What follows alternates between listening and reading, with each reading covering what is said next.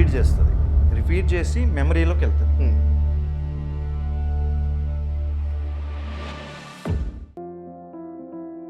Tell me, attention spans తగ్గాయి అని చెప్పేసి అందరం చెప్తున్నాం కానీ దాని సొల్యూషన్ ఎవరు చెప్పట్లా.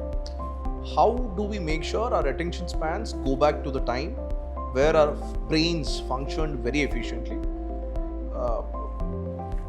ఇప్పుడు ఏదైనా కానీ లెర్నింగ్ అంటే మనకి లెర్నింగ్ ప్రాసెస్లో మనకు ఒకటి ఫస్ట్ ఇన్ఫర్మేషన్ గ్యాదర్ చేసుకుంటుంది మెయిన్, దాన్ని రిపీటెడ్గా ఫీడ్ చేస్తుంది, ఫీడ్ చేసి మెమరీలోకి వెళ్తుంది.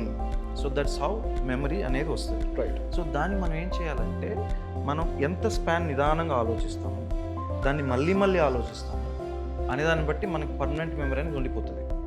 మీకు అర్థమైంది కదా? సో మనం ఇప్పుడు చూసుకున్నట్లయితే ఎమోషన్స్ ఇప్పుడు బాధపడినవి ఎక్కువ గుర్తుంటాయి. ఎందుకు?